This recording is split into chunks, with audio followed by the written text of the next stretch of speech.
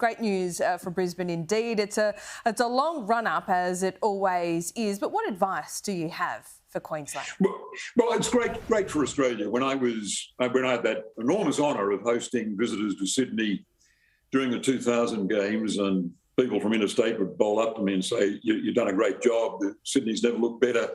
We're so proud."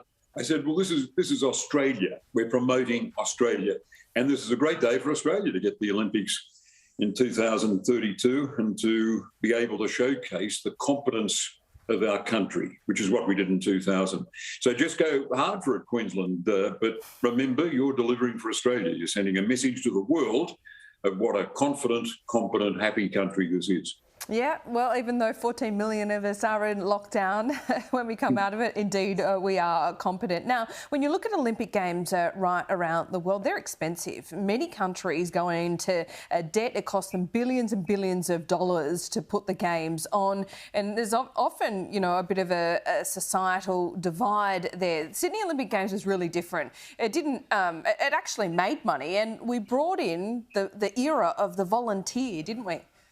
Yeah, and you know what I'm proud of, Laura, most of all? We actually continued to reduce state debt while we built these Olympic facilities. And the income from sponsorship and from television rights, that pays for the running costs of the Games. But we gave ourselves some additional sporting infrastructure and built them on budget with a high standard of occupational health and safety. I'm extremely proud of that, in deals negotiated with a unionised workforce. And we got great facilities, great infrastructure, sporting infrastructure we needed anyway, probably a bit more than we needed for some sports that didn't really have a great backing in Australia.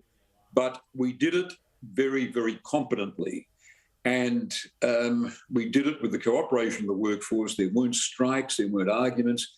All that infrastructure happened under ICAC oversight, so the tender processing was immaculate.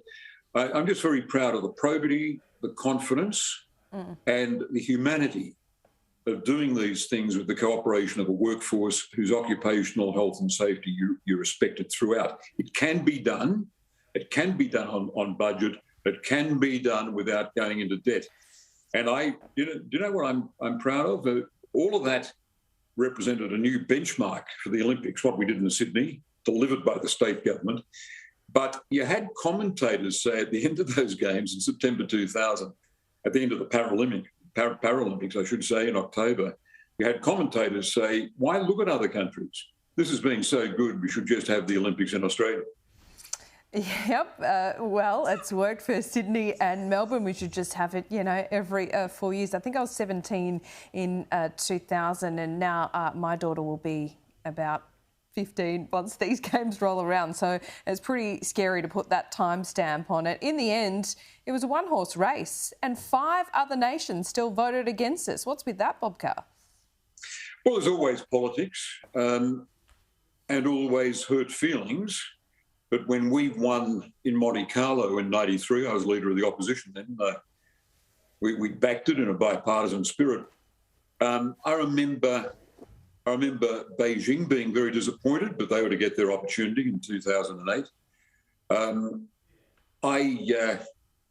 know that this has been a great win, and it reflects credit on John Coates and all of those mobilised to advise the Queensland government and to get there. A win for Australia is a win for Australia, whether it's getting on the Security Council or picking up a Commonwealth Games, picking up an Olympics is very special. Yeah, indeed it is. Now, this has been a little bit controversial because Anastasia Palaszczuk has gone to Tokyo. She got the Pfizer vaccine to do it. She also argued that the flight caps for Aussies trying to get home should be reduced by 75%. They were done then by 50%, and she's going to go into hotel quarantine. She promised she wouldn't be going to the Olympic opening ceremony. Now, John Coates says she's going to. What do you think about the optics of that? And given that the mood of Australia at the moment is pretty different, at least in, 3 states. I think it's useful for her to be at the opening ceremony. I was at the opening ceremony in Atlanta, And it does give you an opportunity. That was the games before ours in 1996.